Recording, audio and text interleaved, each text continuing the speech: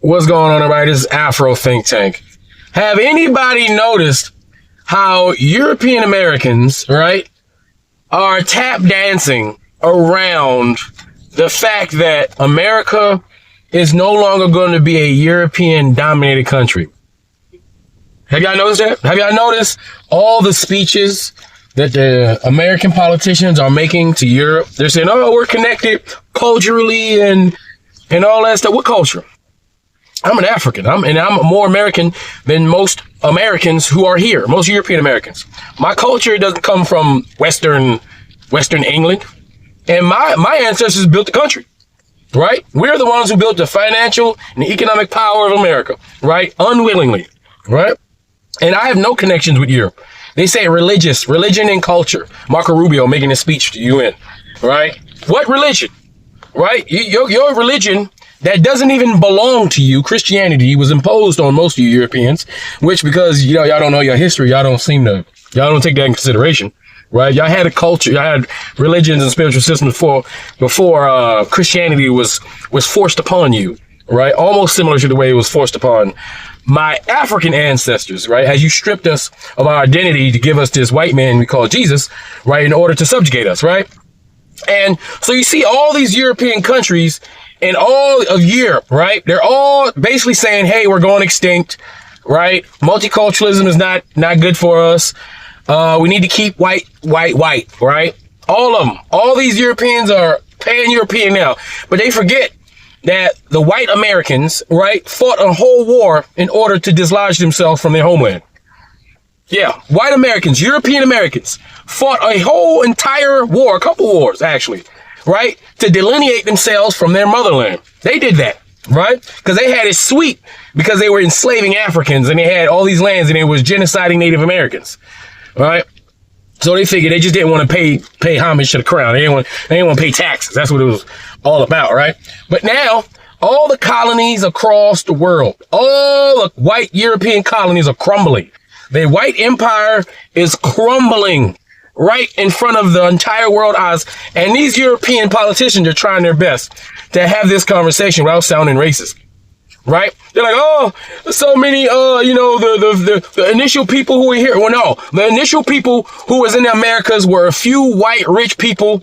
They're white middleman lackeys and Africans. There was always been more, for the most part, from the inception of America, more African people from Africa, right, than there has been white people. White people just showed up. The greater population of Europeans literally just showed up 100 years ago. So what makes these people foundational to this country? Huh? What makes them foundational to country? I don't know. Their imagination, I'm guessing, right? But now they find themselves in a really uncomfortable situation where they have to sit there, right, and talk kind of coded about how America used to be, mostly Europe-esque. America ain't Europe-esque. No, first of all, this landmass we call America was Native American-esque. Yeah, it was more Asian adjacent because, those Native Americans were by way of Asia, right? More Native American. They completely forget about the fact that they genocided a whole group of people in order to steal the Western Hemisphere. They forget that their entire Western civilization that they're so proud of was stolen and created off the backs of melanated people. That without them stealing and corrupting and graping the melanated world, they would still be living in caves. They'll still be throwing shit out the window.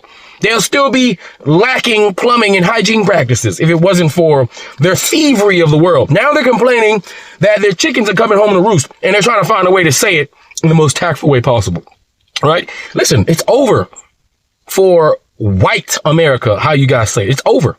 It's over for white Europe, right? The same energy you guys showed when y'all went gallivanting around the world, claiming manifest destiny, and Christianity said, I can rape, murder, and pillage all these people. I can genocide all these people, right? For the benefit of the crown, for the benefit of my white Wakanda, for my European Wakanda, for my white Western Wakanda.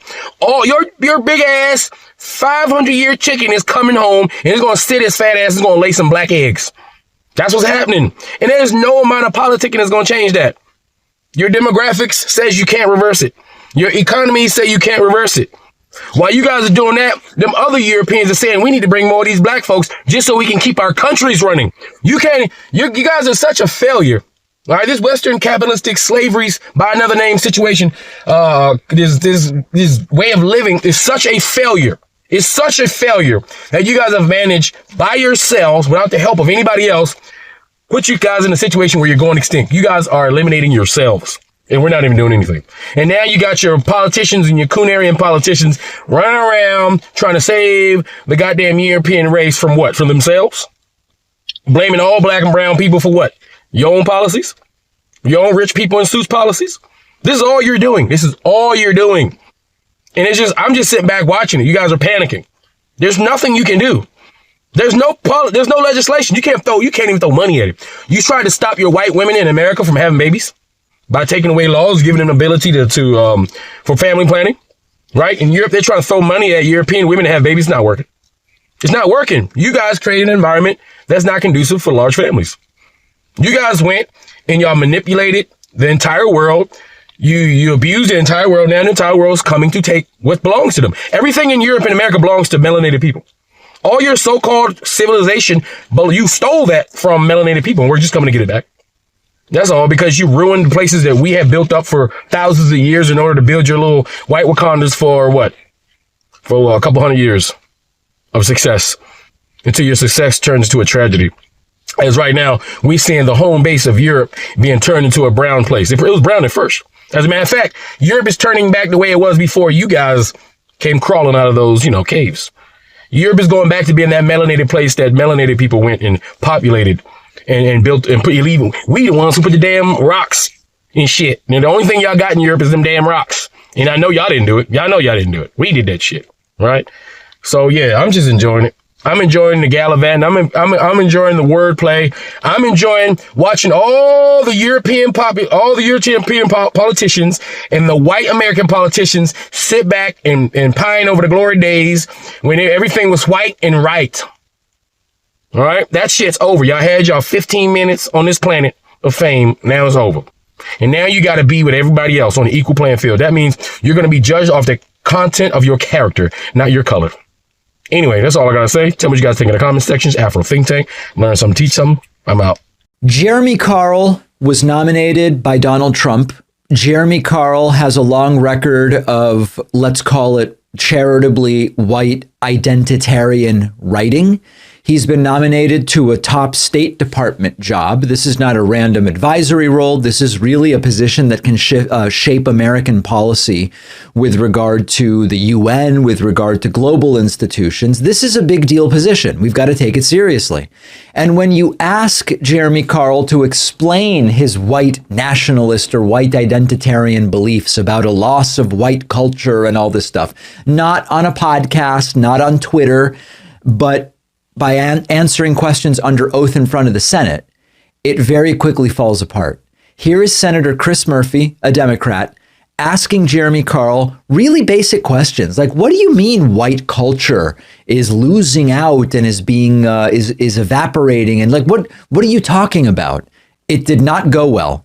And in fact, it went so poorly that there's now a Republican senator who says this is not someone that I can support. Check this out. Tell me how you define white identity and what you think is being erased about white identity. Certain types of Anglo-derived culture that comes from our history. There's like what? Let me think about this. You might have wanted to think about it when you started writing about it. Senator, I would say if you were to look at the book by one of your former Senate colleagues, Born Fighting, about the sort of Scotch-Irish military culture and certain, pride that went with that, that would be one example. Obviously, you can have sub-elements of that culture. You could have Italians, you could have Irish, and those are in many ways more. But you're worried about white culture. You're not worried about, you're now retreating to ethnic identity. You don't speak about ethnic identity. You speak about white identity. So tell me the values that stitch together white identity and make it different than black identity. I would say that the white church is very different than the black church in terms of its tone and style on average. Foodways could often be different. And those music, are being music can be different. Those are being erased. Music can be different. Well, if you look at the Super Bowl halftime show, which was not in English this year. So our ability to access white churches or white food or white music is being erased? I am concerned with the majority common American culture that we had for some time that through particularly mass immigration, I think has become much more balkanized, and I think that weakens us. And again, I'm not running away from that comment. I'm not apologizing for it. Well, I'm way over my time. I think you're struggling to answer this question, right? Because underlying your beliefs is a sentiment that white culture is just simply better. Tell me how. White foods. What is this guy talking about? Like, is he talking literally about white bread, white flour, white rice? Murphy asks a very basic question. If you're warning us about the erasure of white culture, you should be able to explain what is white culture and how is it being erased. It seems very reasonable. And the answer was, well, white churches are different. Bad Bunny sang in Spanish during the Super Bowl. And what about white foods? And then he kind of really hints at what this is really about. He talks about mass immigration and that sort of stuff. What is he even talking about? This is very important because once you put these ideas under real scrutiny, you see what's there or what's not there.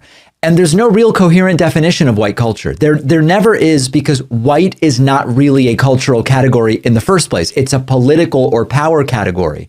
White includes, depending on which of these white nationalists you talk to, and depending on which point in history you look at. Remember, because there were periods where Irish were not considered white by some whites. There were times when Italians were not considered white, or there's this whole northern versus southern Italian thing where the northern Italians are considered white, but the southern Italians whose skin is more olivey, I mean, it sounds so stupid even talking about it, are not considered white or as white. He really just thinks that what he considers to be white culture. For 5 centuries, before the end of the Second World War, the West had been expanding. Its missionaries, its pilgrims, its soldiers, its explorers pouring out from its shores to cross oceans, settle new continents, build vast empires extending out across the globe. But in 1945, for the first time since the age of Columbus, it was contracting. Europe was in ruins. Half of it lived behind an iron curtain, and the rest looked like it would soon follow. The great Western empires had entered into terminal decline, accelerated by godless communist revolutions and by anti-colonial uprisings that would transform the world and drape the red hammer and sickle across vast swaths of the map in the years to come. Against that backdrop, then as now, many came to believe that the West's age of dominance had come to an end, and that our future was destined to be a faint and feeble echo of our past. But together, our predecessors recognized that decline was a choice, and it was a choice they refused to make. This is what we did together once before, and this is what President Trump and the United States want to do again now, together with you. And this is why we do not want our allies to be weak, because that makes us weaker. We want allies who can defend themselves so that no adversary will ever be tempted to test our collective strength. This is why we do not want our allies to be shackled by guilt and shame. We want allies who are proud of their culture and of their heritage, who understand that we are heirs to the same great and noble civilization, and who together with us are willing and able to defend it. And this is why we do not want allies to rationalize the broken status quo rather than reckon with what is necessary to fix it. For we in America have no interest in being polite and orderly caretakers of the West's managed decline. We need to have a talk about Marco Rubio's speech in Munich. It's really been bothering me. People are so used to Trump and Vance speaking with vulgar, coarse language that when they heard Marco Rubio give this speech with more traditional diplomatic language, I think casual observers were willing to overlook the dog whistles and messages of white supremacy, I think it went right over their head. I encourage everyone to watch this speech and think about a few of the things that I'm going to tell you about now. Dog whistles all over. He begins the speech, he's talking about this great shared history that we're a part of in our relationship with Europe, celebrating missionaries and explorers. And you can see right away what he's going for is this rewriting of history, moving us backwards. In other words, we're talking about all these glories of the explorers and missionaries colonizing people, enslaving people, plundering people. And he's trying to take this white supremacist approach that shows our conquest as our cultural superiority. And he tells Europe that they need to be strong and not be shackled by guilt, which is a weakness. And this is following Trump's idea of changing our curriculums, so not to talk about slavery, to tone it down. You know, we have Prager University going around for the 4th of July celebration, so-called Freedom 250. And, you know, there's a movement to not even say slavery anymore, but I forget the word they want to use, involuntary migration. So maybe you can help people remigrate. So he's trying to talk about the superiority of Christian Western culture and pointing to the Renaissance and the Sistine Chapel and Columbus and all these great achievements of Christian Western civilization. I remember Edward Galeano in The Open Veins of Latin America talked about that, how you could have literally built a bridge with all the gold, silver, and bones of indigenous people that were conquered from Europe to where they plundered in Latin America. And like the white Christian nationalists, he tries to paint this picture that all our achievements of the university, of science and culture are white, Christian, and Europe. And he's leaving out the fact that all these things actually benefited and grew from influences all over the world, particularly the Muslim world.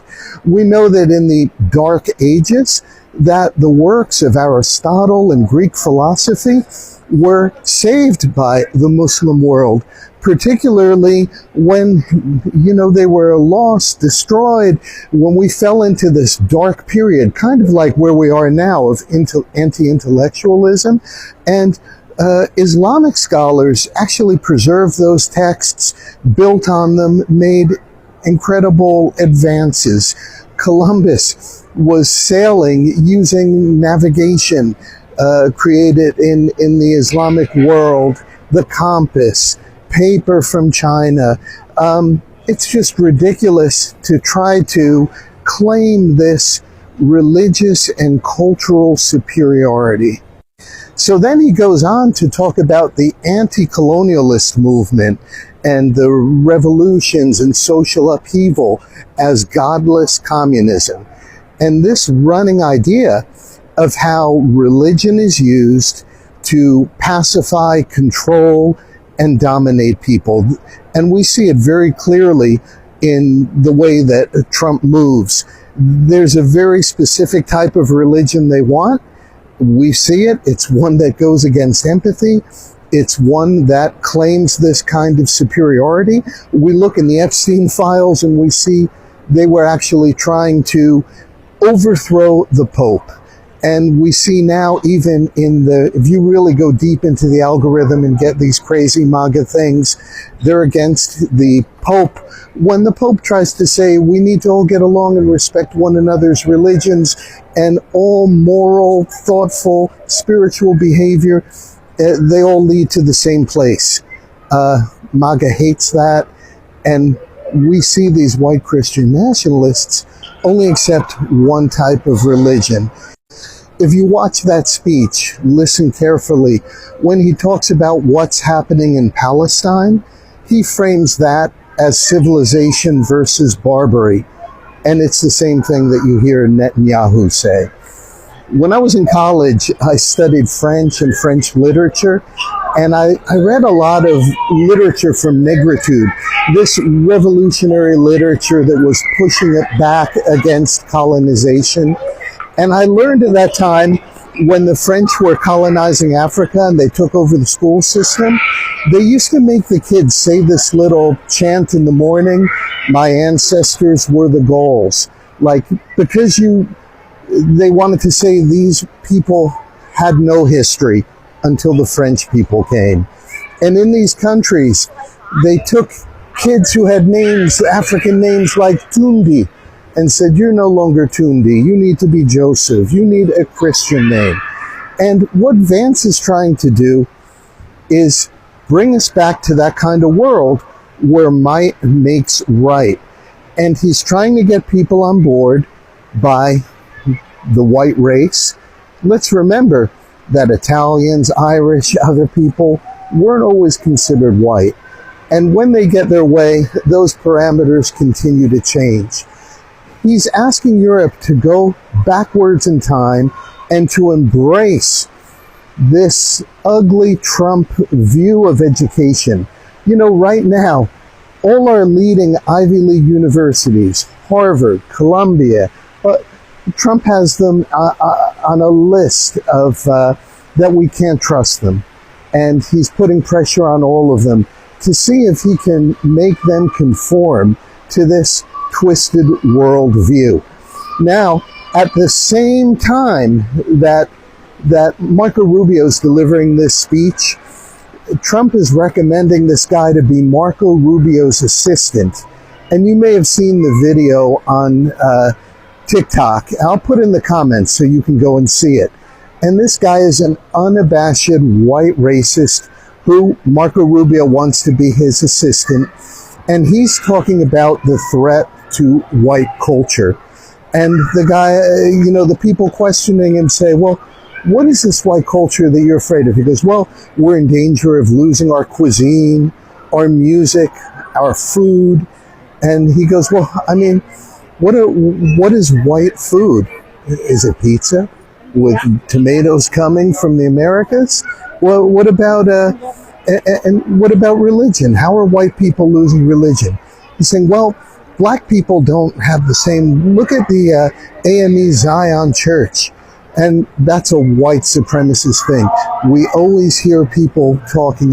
Used to hear people talk about, they would say savages in the Zion Church, because the black spiritual practices look and sound different from the way white people behave in church. And they tried to frame that as savagery.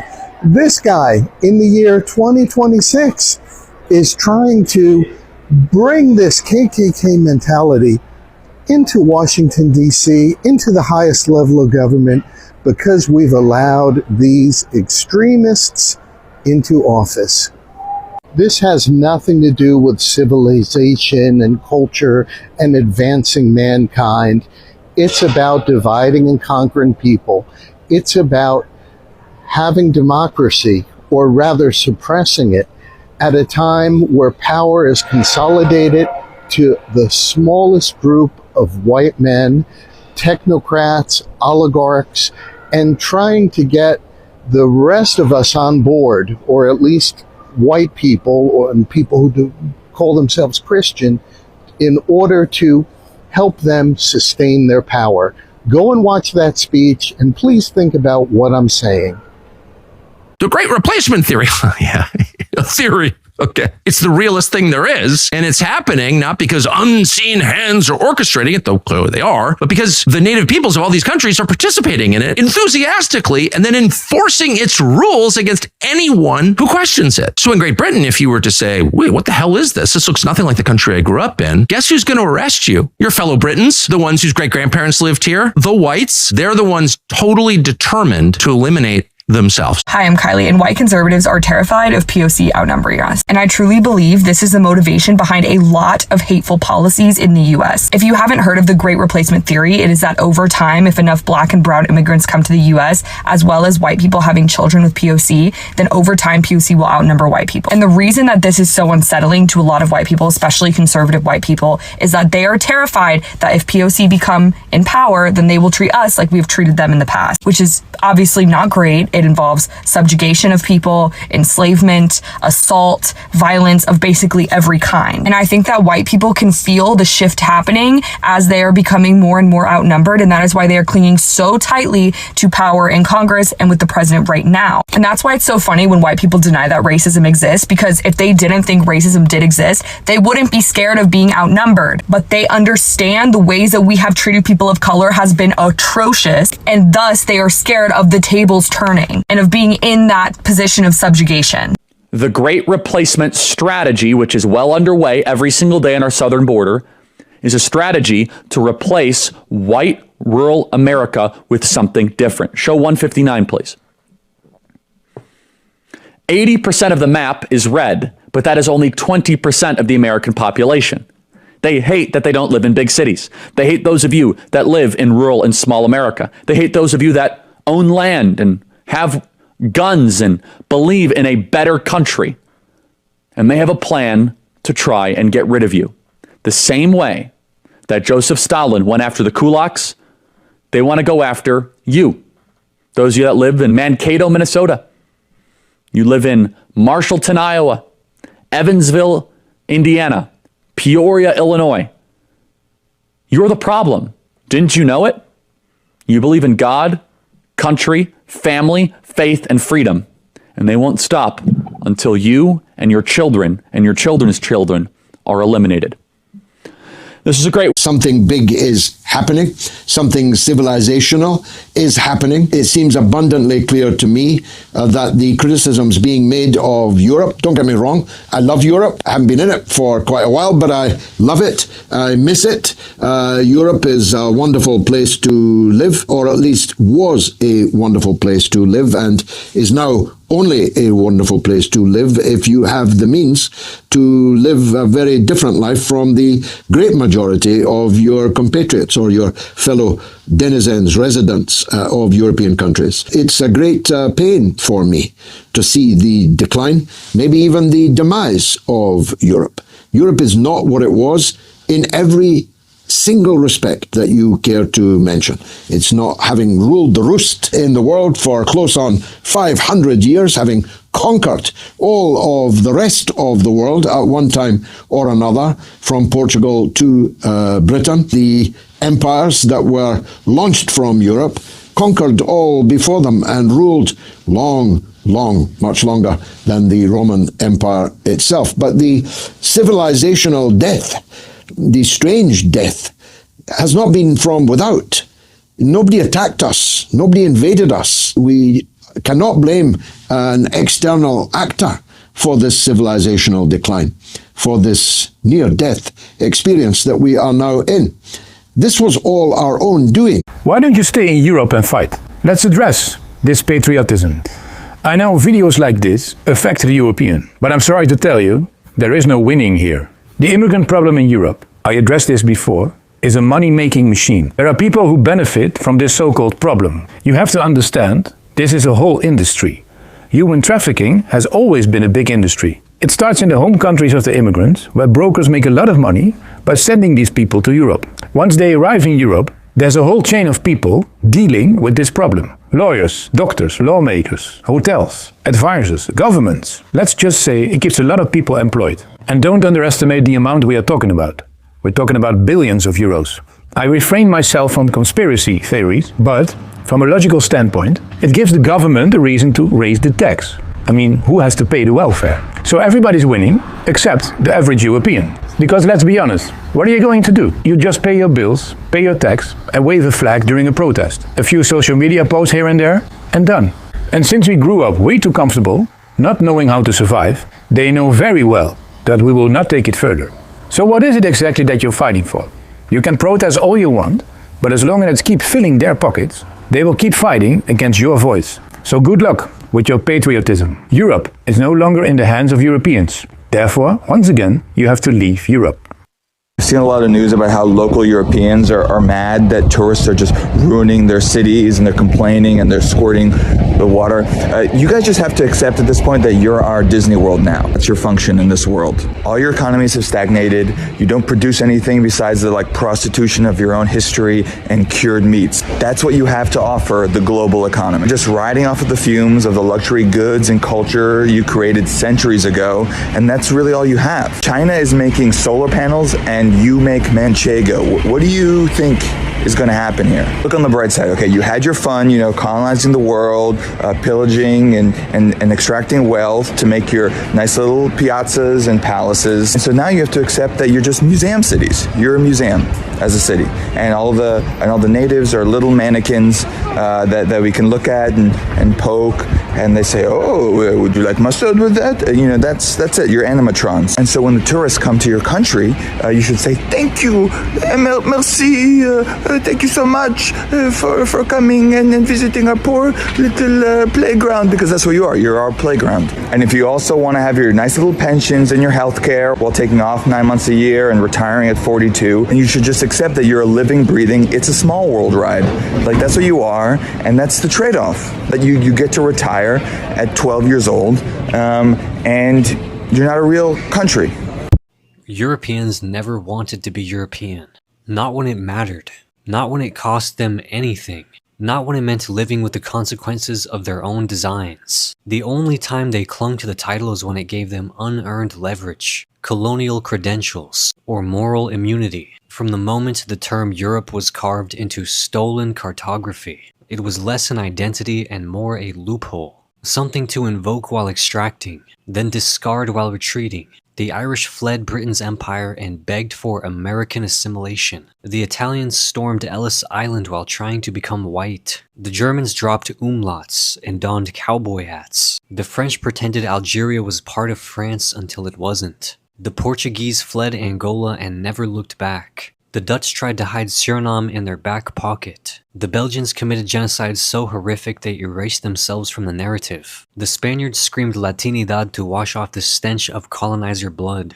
And the British, they faked accents in Australia, Miami, and Dubai, until no one could tell who actually belonged anywhere. They've spent 600 years colonizing the world only to spend the next 60 trying to sneak into it. They built the myth of Europe as the center of civilization, then couldn't wait to become expats in Bali, retirees in Panama, or digital nomads in Morocco. They run from European winters, European taxes, European accountability, and European history. They beg to be treated as Western when convenient, white when advantageous, individuals when accused. They perform Frenchness at wine tastings, Britishness on Netflix crime dramas, Dutch pragmatism on bicycles. But when it's time to account for war crimes, debt peonage, or cultural theft, suddenly they're just human.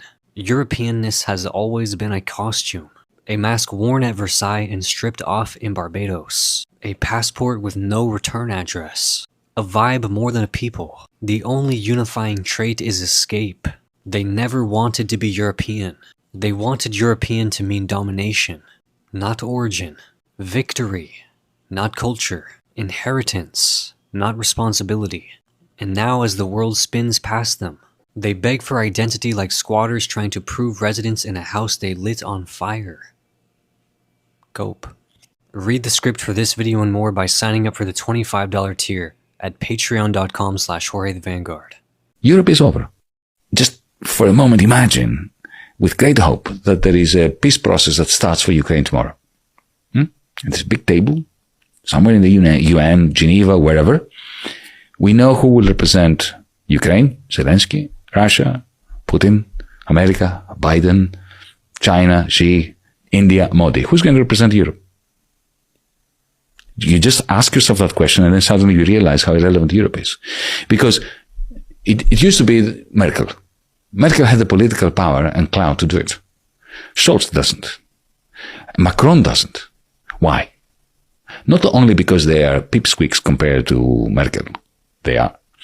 But because anything they say will be vetoed by the government of Poland, the government of Lithuania, Estonia, Finland, Sweden, who considered them to be Putin's handmaidens, both Scholz and Macron. I'm not passing value judgment, I'm simply describing.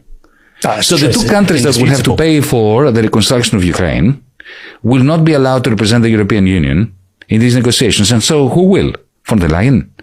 I mean, she's only there because she failed as a minister in Merkel's cabinet, and Merkel wanted to get rid of her and sent her to Brussels, because in Brussels you can't hear them scream.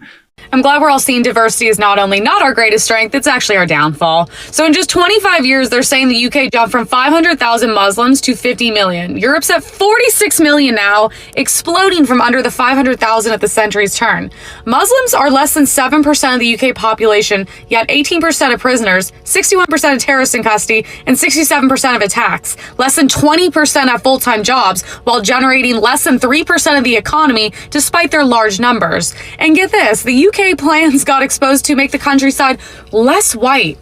Community outreach for Muslims, recruiting diverse staff, mosques funded, massive Pakistani immigration. It is deliberate replacement. Meanwhile, Wikipedia is branding remigration, aka sending people back to where they came from, as ethnic cleansing, while white Brits fade under mass migration. And this is what happens when you let incompatible systems erode your values, you open doors to destabilization, and you appease enemies. America has a duty to defend our sovereignty, Christianity, free speech, and to enforce our borders. Remigration is the way, and good luck to the Brits, because I do love you guys, and I'm a fan of a lot of things you create, but wow, you guys need new leadership. It's very bad over there.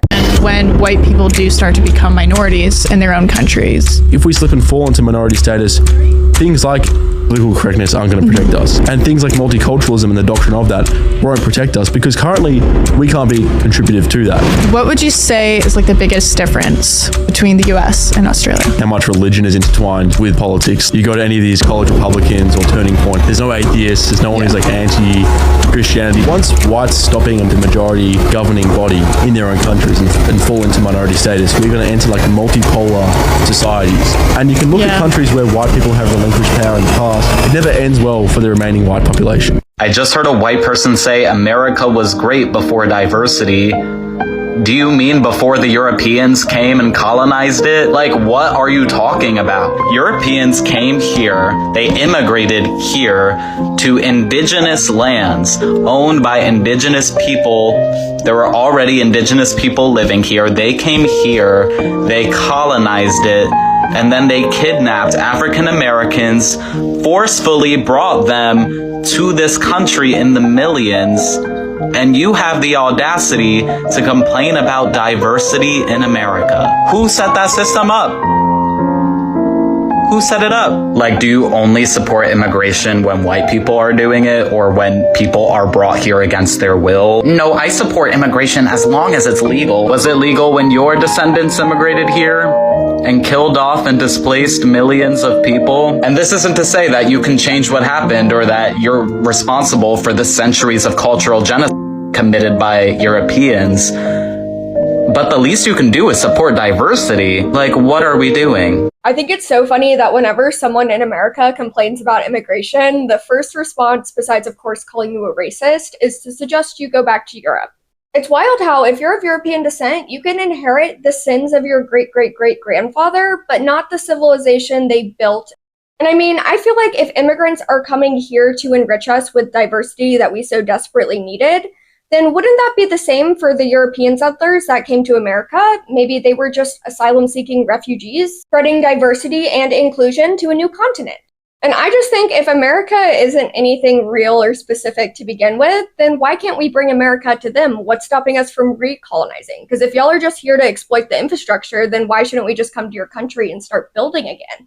Just like the good old days. Because you're telling me to go back to Europe, I'm kind of hearing a revival of the British Empire is what you want. Because I know how much y'all love that British Empire. And by the way, I can't just go back to Europe, because this is happening to every single European country at the exact same time. Every single minority in the West has a country where they would be the majority. And white people of European descent are already the global minority. We're anywhere from 7 to 9% of the population, yet we're the only group mass immigration has been forced upon. Because what you're advocating for is not even an expansion of equality or even equity for that matter. You're arguing for a double standard that because of my skin tone, I deserve to be dispossessed out of my homeland. Only feeble-minded, groupthink, anti-whiteness studies majors think it has anything to do with colonization at this point. It's a lie. Plus, mass immigration is being forced on European countries that never colonized, never had slaves, and never had an empire, such as Ireland. Simultaneously, mass migration is not being forced on other countries that did have empires, such as Japan, Turkey, Mongolia, or any of the Middle Eastern states. Also, more people have come to Britain in the last 50 years than in the entire 5,000 years prior. And come to think of it, all places where white people have been the minority, how'd it work out for them? Because we could look at South Africa, Asia, French Algeria, Haiti, because decolonization is just code for ethnic cleansing, but make it woke. It's when you get rid of white people, but keep everything they built on the land for yourself. Because these people fled from their own countries because they didn't like the standard of living there, but they think that standard of living should be forced upon all of us in our countries.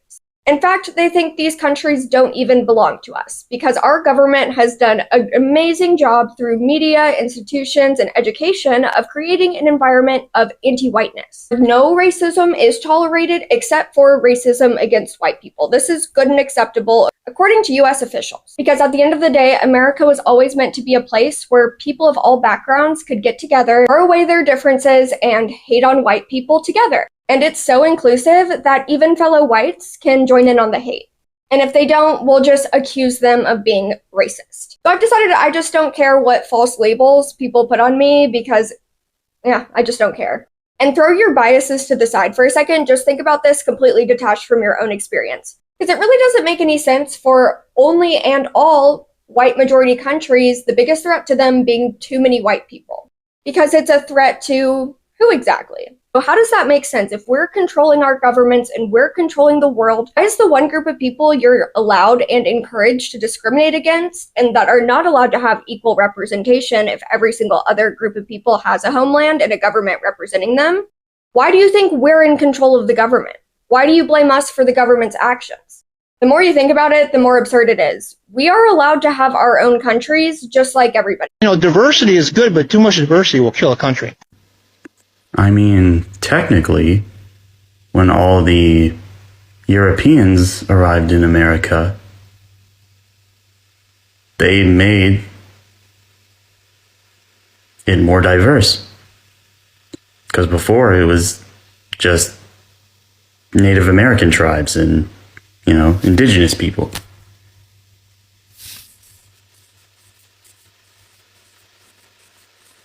And, well, I think we all know what happened to a lot of those indigenous people. So, I mean, this guy's ancestors probably killed a country. Or what could have been a country. So, I just think it's interesting that he says that. We need to keep in mind that the Europeans living in Europe are the native indigenous people. That land is their land. There's no doubt about that. And all across the Western world, we have these holidays like Indigenous Peoples Day, during which we celebrate the native indigenous population. So does that not apply to native indigenous Europeans? Are they not entitled to their own homeland? Doesn't it kind of make sense for Britain to be predominantly inhabited by ethnic Anglo-Saxons, or for Germany, for instance, to be predominantly inhabited by ethnic Germans? I don't think that's controversial at all. And so the problem arises when these native European populations aren't given a choice as to whether or not they take in millions of foreign immigrants. We're all told that we live in this great liberal democracy. The people get to choose what happens. The people's voice is what matters. Well, did anyone in Europe get to vote on whether or not they accepted millions of African and Middle Eastern immigrants? And for that matter, did anyone in the United States of America get to vote on whether or not we would take in millions of immigrants from Latin America? Yeah, no, our elite just kind of decided that that's what's happening and that we don't get to have a say in the matter. Well, we'll see about that, but for one, I'm just happy that we have the Dalai Lama on our side. But hey, I want to know what you guys have to say about all of this, so please go down below and drop a comment. Please like the video if you liked it. Please subscribe. It's huge and it helps a ton. Thank you all very much for watching, and as always, stay safe. It never fails to make me laugh to hear a European complain about America or the Greenland situation, because they did it entirely to themselves. It was Europe that elected the leaders that allowed somebody like Trump to gain so much power and traction. And it was Europe that elected the leaders that allowed their own countries to devolve into such a fucking state of disarray. The reason why Europe can't present a united front against the United States is because of the leaders that they elected. The leaders that destroyed their own countries. There's a reason why Britain is essentially a third world economy attached to London. There's a reason why Paris is a shithole. And there is a definite reason why Poland, the one that is closest with America, by the way, is the one that seems to be doing the best out of the entire EU. So yes, Europeans did it to themselves by electing liberal governments that refuse to take a hardline stance against what is obviously an up-and-coming imperialist power. Not to mention the fact that every single EU state is exactly what they criticize America for. France's colonial empire never ended. Look at the way that they treat immigrants that are in their countries. Look at the way they talk about America. Americans have never talked about Europeans that way. Americans do far better accepting other cultures into their own. It's ridiculous. Europeans pretend they aren't Europeans. They'll call themselves American, Australian, Argentinian, South African, as if the soil didn't remember who docked the boats. They'll say we're different now, as if accents erase ancestry, as if renamed borders rewrite bloodlines. They pretend the colonies just happened, that they were born there, as if plantations were hospitals, as if growing up on stolen land makes it yours, instead of just making you complicit. They'll say that was the British, as if Canada didn't perfect the boarding schools. They'll say that was the Spanish, as if Latin America wasn't carved up with both sword and sermon. They'll say I'm American, as if that word isn't the final act of erasure, as if the nations buried beneath their suburbs no longer speak. They'll wave new flags, but keep the old maps. They'll sing new anthems to the same stolen land. They'll write pioneer in textbooks, build suburbs on mass graves, and name them Whispering Pines. They'll post land back on Instagram, but fight res expansions in court. They'll teach civil rights while locking migrant kids in camps. They'll adopt black culture and call the police on black people. They'll say, I'm not European, but benefit like one. Visa waived, passport respected, borders optional, language demanded. They'll pretend they aren't European until the airline check-in, until the embassy extraction, until the war starts. And suddenly, their skin remembers. Cope. So apparently the Europeans are acting up again. Ironically, they want to complain about immigration. Who's gonna tell them, hey, European Australian, you're the immigrants? And honestly, I understand why Europe throws these people out of their country in the first place, because everywhere they go, they're destructive. The Europeans in America, the Europeans in Australia, the Europeans in Palestine. Every land they touch. Of course, honorable mention, South Africa. And then they have the audacity to be like, this is not about race. Then invites a neo-Nazi to their rally. Prominent neo-Nazi Thomas Sowell was a keynote speaker. If we do not stop immigration, then our death is certain. Who's coming after you? White supremacy is embedded in every aspect of our society. And if we have any hope for humanity, we need to uproot white supremacy from the root and get rid of it. If not, it will be the end of humanity. In 1945, Britain ruled 700 million people. 20 years later, they ruled 5 million. For decades, European powers had colonized nearly every corner of the world. So what happened after World War II that precipitated the end of European colonialism from Africa to East Asia? Well, the biggest factor was money. World War II was incredibly expensive. Britain's war debt, for example, reached 270% of its GDP by the end of the war, a burden so large that the final loan payments weren't complete until 2006. The country that once financed global trade now owed billions of pounds to its own colonies, particularly India. In fact, this accelerated Indian independence. When American loan conditions required pounds to be convertible to dollars, colonies rushed to convert currency, which drained British reserves. And the decision to leave was already made, but Britain was forced to execute the final transfer of power in just 10 weeks after centuries of colonial rule. France faced really similar math. The Indochina War and the Algerian War cost the French treasury billions of dollars annually, and by 1954, the US was paying 80% of France's war costs. Meanwhile, the Dutch spent half of their money from the Marshall Plan, which was intended for post-war reconstruction, just trying to hold on to its colony in Indonesia. When the US threatened to cut off all remaining aid unless the Netherlands granted independence, the Dutch colonial enterprise effectively fell apart immediately. Meanwhile, each of these countries had either recruited or conscripted colonial populations during the war at a massive scale. Britain wielded 2.5 million Indian troops during the war, but they continued to deny these people rights in their own country. These men returned home with military training, organizational skills, and profound anger at the hypocrisy of fighting for freedom while being denied it at home. This radicalization was terrifying to colonial powers, and it was present in nearly every colonial territory. But beyond money and radicalization, there were other geopolitical factors. The Cold War had begun, with the US and the Soviet Union both opposed to European empires for different reasons. FDR himself stated that there were 1.1 billion brown people ruled by a handful of white people, and that it was his goal to help them achieve independence. When Britain and France invaded Egypt in 1956 over the nationalization of the Suez Canal, Eisenhower worked through the IMF to deny British financial assistance, and he threatened to impose sanctions as well. The British Prime Minister resigned within 2 months of this. In 1960, the UN released its Declaration on Decolonization, proclaiming the necessity of bringing colonialism to an end. It passed 89-0, with only colonial powers abstaining. The colonial powers didn't give independence. Independence was taken against their will because their ambitions became something they couldn't afford.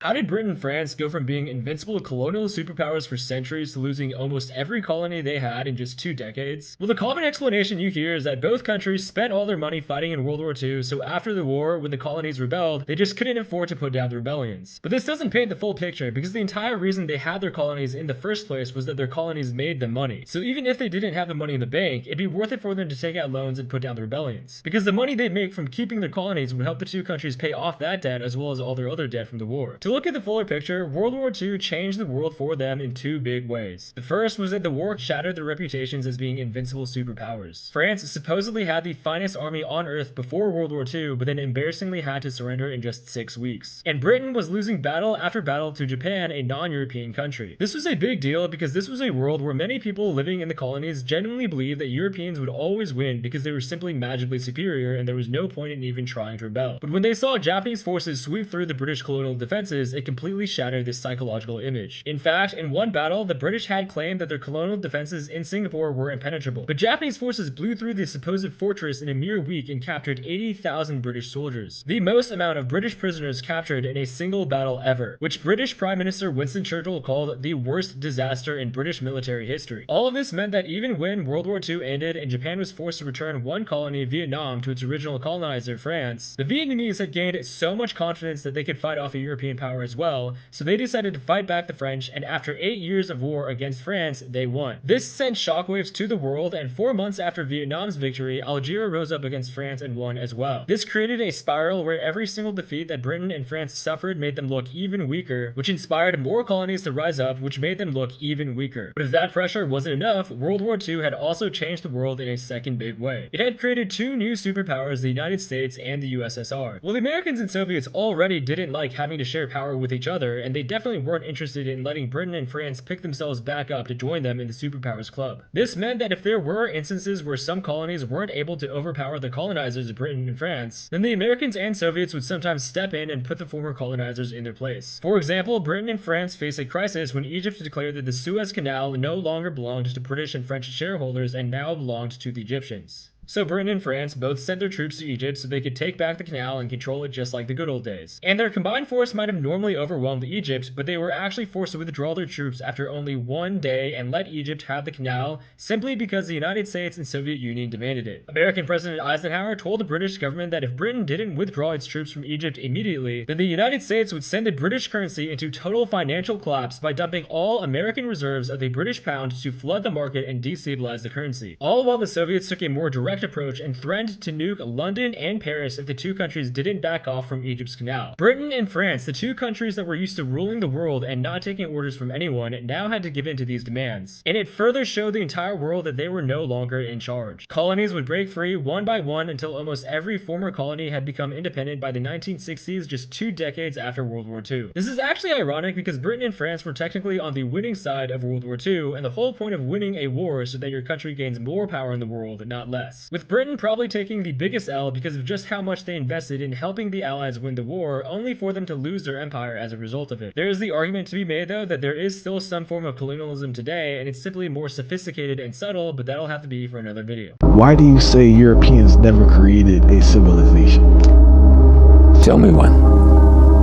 That's the only question I've had. Show me a European civilization. Rome was not a civilization. Greece was not a civilization. You don't know a day in the history of Greece where there wasn't a war. You don't know a day in the history of Rome and there wasn't a war. Those are not civilization. Those are death cult, war culture. They're not building anything. They're stealing from other people, borrowing from other people, and still carrying on this anti-human, anti-nature behavior of murdering, stealing to conquer and appropriate something that belonged to someone else that you could have gotten by just shaking their hands and making a deal. Why are white people so intimidated and threatened by black men, despite their claims that black men are inferior to them and incapable of the most basic tasks? Well, there's an easy answer to that question. Then no black men are superior to them. Put us on any playing field, be it physics or football, and we will win. Give us the same opportunities, and we will win. Because we come from a history of not trying to destroy and dominate the world, and you come from a history of trying to destroy and dominate the world. And that has become the culture of the white community. Free Sudan! Boycott diamonds and gold! Free Sudan! Boycott diamonds and gold! We most definitely cannot forget about the people of Sudan! Thanks for watching Afro Think Tank. Don't forget to like, share, and subscribe. And follow me on Substack and Patreon for more content. Remember, it's Pan-Africanism or nothing.